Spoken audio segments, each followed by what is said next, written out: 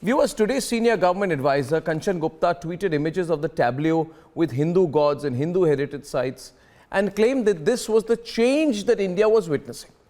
Now, the lobby saw the same parade and was totally outraged. But what are they outraged about? Hindu culture, Hindu civilizational heritage is an intrinsic, inextricable part of Indian culture, Indian history. And if our Republic Day tableaus are showcasing that rich and diverse Hindu culture, isn't it the most secular thing to do? Let's debate.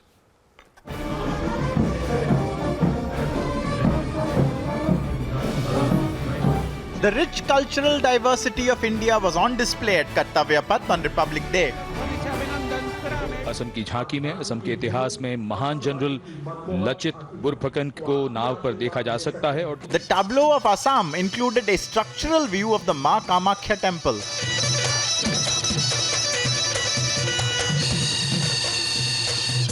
The tableau from Jharkhand, housing one of the 12 Jyotirlingas. Jharkhand displayed the Baidyanath temple. नए जम्मू कश्मीर की तस्वीर लेकर ये झांकी पवित्र अमरनाथ तीर्थ स्थल को इस झांकी में देखा जा सकता है. Jammu and Kashmir put on display a new JNK, which included Amarnath. Showcasing the feminine power as well as the intangible heritage of temple style and folk art of Maharashtra. Maharashtra displayed Shakti Peeths.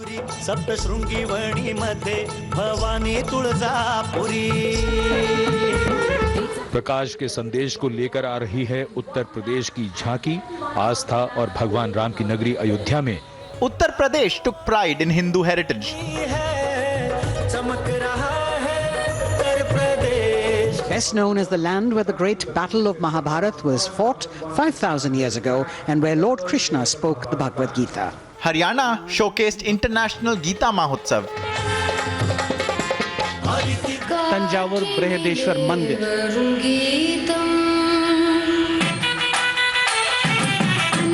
Tamil Nadu's tableau included the Tanjavur Brihadiswara temple.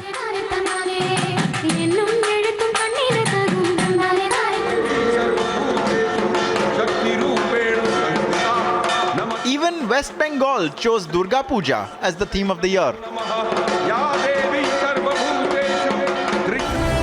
A senior government advisor says this is all a sign of change. But the lobby is outraged by the display of Hindu culture. The question is, how can Hindu heritage be delineated from Indian heritage? Let's debate.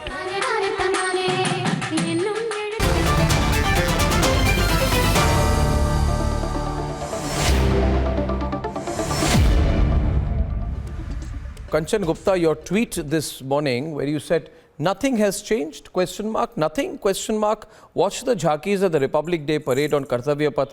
If you still don't get what has changed, you never will. And there were pictures of the Durga. Kanchan Gupta, I hope you can hear me. Yeah, I can. And then you showed pictures of the Durga Puja, Kamakhya Mandir, the Uttar Pradesh tableau. Are you trying to say that Hindu culture has never been showcased before this? Are you trying to say Hindu culture, Hindu heritage has not been showcased as much, as appropriately, or not enough? What were you saying? Let's be a little more direct. Good evening, Arnab. Thank you for inviting me. If you recall, sometime around this time last year, we had a similar conversation when Abide With Me was dropped from the beating retreat. This is an ongoing process of decolonizing India, decolonizing the Indian mind. The Republic Day parade showcases not only military power, India's military power, but also India's civilizational heritage. That is the way it should be. All these years, all these decades, we got to see dead-end tableau of, which were meaningless. Just did not convey anything. Just did not celebrate anything. No, so you are saying that Hindu culture was not It exhibited is not strongly Arnab, enough. it is not Hindu culture. Why don't you look at it this way? You are younger than me, but a lot younger than me. But I don't recall Lachit Barfukan being shown to the world during a Republic Day parade. I do not recall Bhagwan Birsa Munda being showcased in this manner. I don't recall Ladakh ever having a separate tableau. I don't recall Tripura bringing out the best of its indigenous culture. Okay, let me put it differently. Are you saying earlier people were apologetic about themes that were based on Hindu religion and Hindu culture? A bit apologetic about it or avoiding it? No, we had sort of neutered the Indian state. The Indian state was scared of putting up the best of India for the world to see. They were scared because they thought it would not be secular to do so. Indian civilization, what you call Hindu culture, India's heritage, India's civilizational heritage, it is for all. I mean, and so this a person called Rahul Fernandez. A person called Rahul Fernandez put out a tweet brought to my attention by my research team which says, looks like the guys who made the Uttar Pradesh tableau were told to make something for Hindu Rashtra. So this is what they came up with. Let's have pictures there. The pictures of the UP tableau. Ayodhya is the theme. Ayodhya is at the core of India's civilizational history. Sri Ram. No, but they're saying that Sri Ram, Ram Mandir, Ramayana, the scene there in the Uttar Pradesh tableau where Ram and Sita welcome in Ayodhya. This individual says that this is like whole build up to a Hindu Rashtra. Well, this individual should also know that the idea of Sri Ram, the idea of Maryada Purushottam, the idea of everything that makes India what it is. I mean, Sri Ram is not just a Hindu icon. Yep. He is the identity of India's civilizational ethos. Go back to the original. Please tell this gentleman, this illiterate fool, to go back and leaf through the original copy of the Constitution of India. What are we celebrating today? We are celebrating the Republic of India. The Republic of India is defined by the Constitution of India. The page on fundamental rights, it is illustrated with a visual of Sri Ram. So he doesn't even know what he's talking about. I wish you could have shown your viewers the original page of the Constitution, the handwritten, hand-scripted and hand-illustrated page of the Constitution of India, which has Sri Ram on top of the page. I think they're a bit, all these people are a little shaken today because, you know, opposition has also showcased Hindu temples, Hindu festivals. Trinamool Congress, West Bengal showcased Durga Puja. Tamil Nadu showcased the Thandavu temple. Jharkhand had the Baba Baidyanath ashram. And I think what you call these people fools, you're being indulgent. I think they are stupid and they are malicious because they try to say that Hindu heritage is communal and any other religion's history is secular. That's a narrow-mindedness. That is why I said in my tweet that people who say nothing has changed, they really don't know what they are talking about. When you have West Bengal presenting Durga Puja, which is now a UNESCO listed festival, when you have Tamil Nadu putting up a tableau like this, the country has changed, and this is the decolonization of India, which is happening visibly I think these people also misrepresent a lot because, for example, if you see the tableau which depicts Sayyid Mir Hashim, the popular Muslim saint and scholar who is believed to have convinced one king of the Namgyal dynasty to convert from Buddhism to Islam, they don't want to talk about that. They don't want to talk about the Nari Shakti theme of the Karnataka tableau. They don't want to talk about the Tawang War Memorial tableau with Buddhist architecture. They don't want to talk about the fact that the chief guest is the head of a country with a 90% Muslim population. They have a one-track mind, but I wanted to get you into to expand on that subject. And Kanchan Gupta, I'm glad you said the cat among the pigeons as always. I'll see you soon. Thank you, Kanchan Gupta, for that. I'm taking this forward, ladies and gentlemen, on this debate on the jhankies of New India. And some people are shaken. Nalin Kohli, do come back into the debate. Can I have my guests on screen, please? Okay. Nalin Kohli, Abhishek, Tanveer, I'm there, thank you. and M.R. Venkat. There you are. There you are. I think this is so wonderful, right? Isn't it? So much of our civilizational heritage is there before us. And how can we have any description or true narration or depiction of our civilizational heritage without the deep understanding of Hindu heritage? Hindu heritage, Hindu religious history is inextricably part of our country's heritage. 80% of the population of the country is Hindu, Tanveer. You can't say that, oh, don't display Hindu heritage. How come? Can we black out 80% of the country's population, Tanveer? We can't, no. We must celebrate it, no. Absolutely Yes. no. Absolutely no. Yeah. So that's good. Wish you a very, very happy Republic Day. Yeah. Thank you very much. And I absolutely see no problem because Ram doesn't belong to any religion, any community. Ram belongs to everybody. Ram's teachings is universal teachings. Same goes with Kamakhya temple, same goes with Tanjavur temple, same goes with Jharkhand, same goes with every religious place which is of prominence. But however, the question definitely you need to really ask, Arnab, does Muslim don't belong to this country? They do. They didn't contribute to the building of this nation? They do. Don't they need any representation? They certainly do.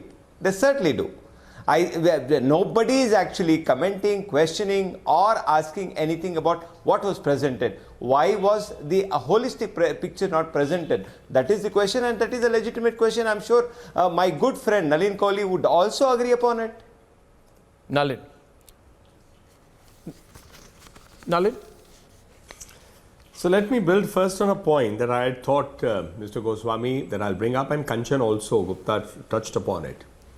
I think what I find is many people today say that their rights to say everything comes from the Constitution. But if you see the Constitution and the original text and the beautiful paintings by Nandlal Bose and his students from Shanti Niketan, each painting is carefully thought out with each chapter. There are 22 chapters in the Constitution and there are 22 paintings.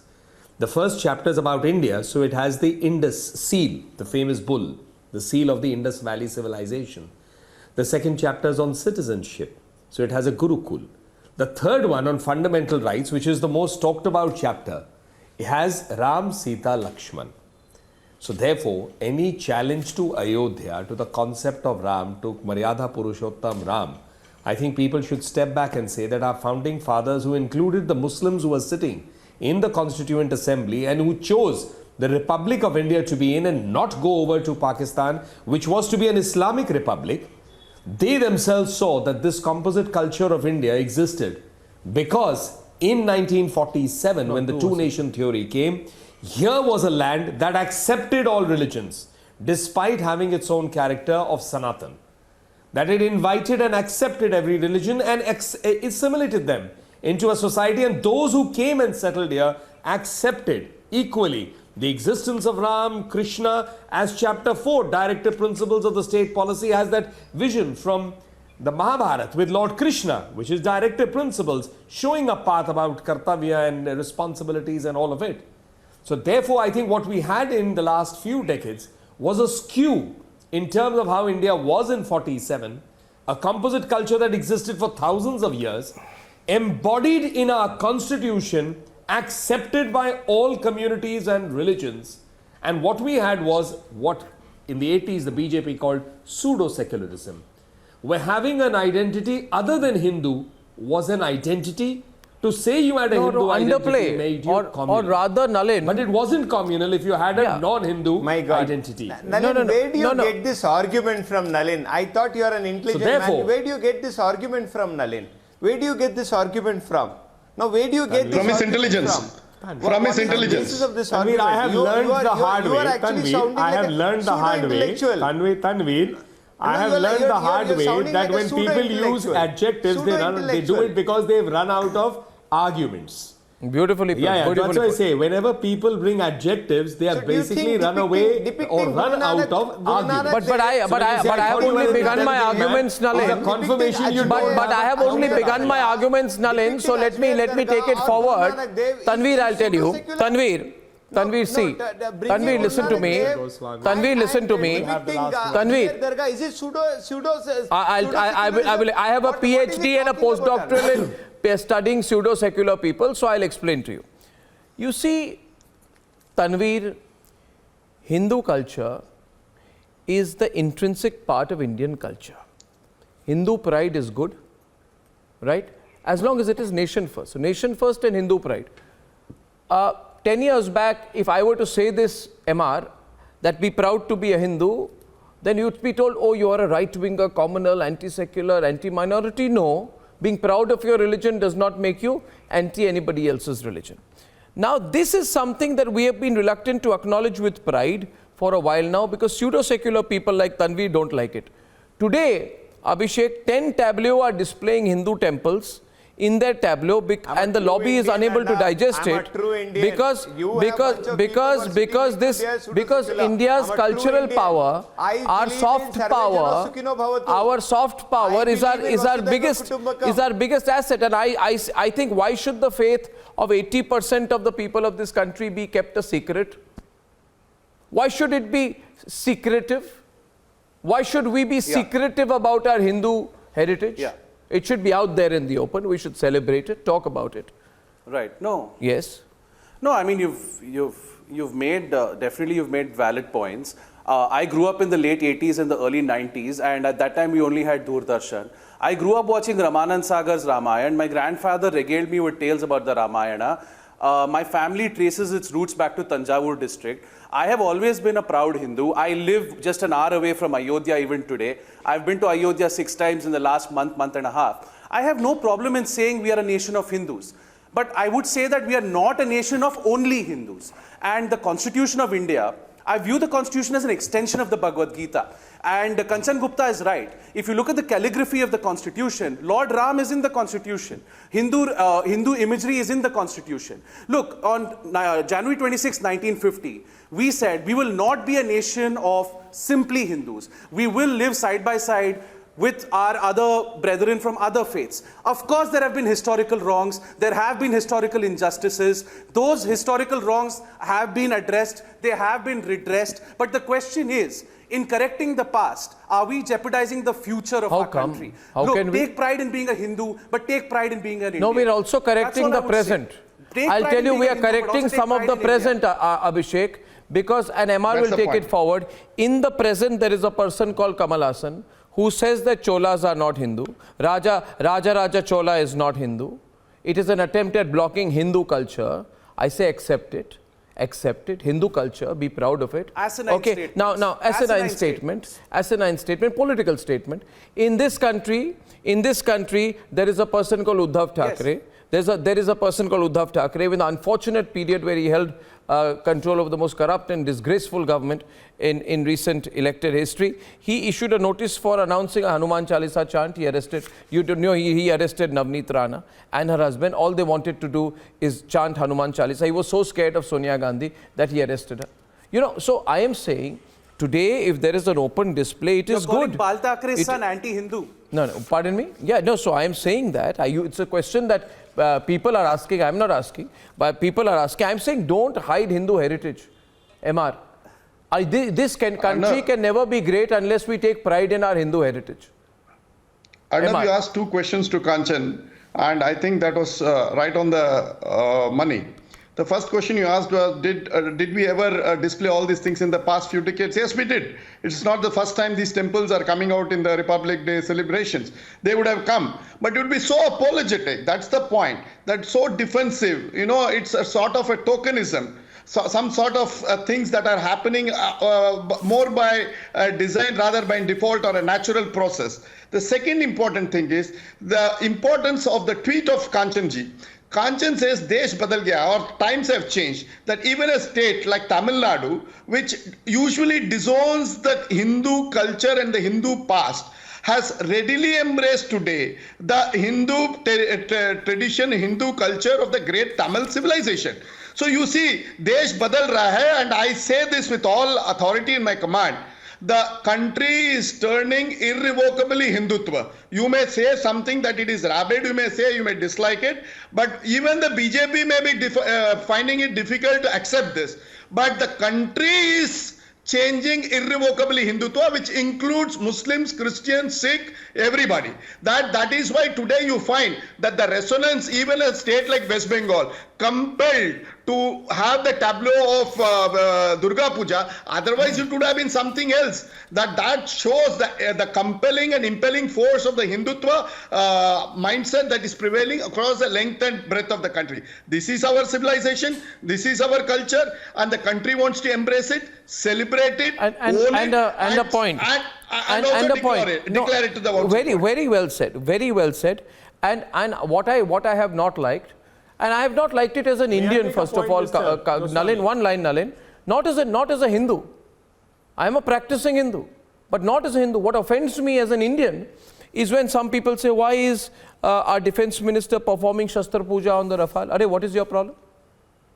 What is your problem? Why is the Prime Minister attending a Ram Mandir Bhumi Pujan? Is the Prime Minister not a practicing Hindu? Why can't he attend it as a Hindu? Why is there insecurity over the introduction of yoga? Why is there insecurity over the saffron robes of Yogi Adityanath? Why are people attacking Yogi Adityanath because he wears saffron? So, you know, these questions people are asking, he's proudly wearing saffron. There's no insecurity about it. It's not a deliberate assertion, but there is an element of strong pride, and Nalin can take it forward. So, 2 points I want to add here. I think what is the composite culture of India, which is what I was talking about, and Tanveer was trying to adjectivize it, if I may say so, not an intelligent argument, etc. The fact of the matter is that this was the composite culture, that is what even Muslims who in 47 didn't want to go to an Islamic Republic of Pakistan preferred in India. It wasn't one religion overpowering anyone. This was part of everyone enjoying the civilizational heritage of India and being part of it. That is why you've had people like Muslim artisans who have made the most finest of Ma Durga, idols in, say, West Bengal, out of devotion and pleasure, without them being un-Islamic in any way. And you made an important point. How can yoga be anything to do with that it's anti-Islam or it's un-Islamic? Yoga is being embraced by the world. 177 countries observe the International Day of Yoga, and a minuscule fraction of a percentage of people who come on TV or speak for the larger communities or all Indians will sit down and run down yoga. This is, I think, the message to them. Not to that ordinary Indian who may be Hindu, Muslim, Christian, Buddhist, Parsi, Jew. Who is one? Who says this is our land, this is our culture, we love our culture, we are... And I think that's come across today. We believe in the faith. I think that's come across today. This has been a remarkable Republic Day parade, from the Egyptian army marching contingent to the jhankis today, to the tableau. It's interesting. The country is changing, for sure, for the better. And on the other side, viewers, there is this big developing story, a controversy in Telangana, where I'm told the Chief Minister did not attend the Republic Day event at Raj Bhavan, and the Governor, who's joining me in a few minutes, says she has been insulted. She's coming live, and we have a big political debate in a few minutes. Please come back with me. That's a big one.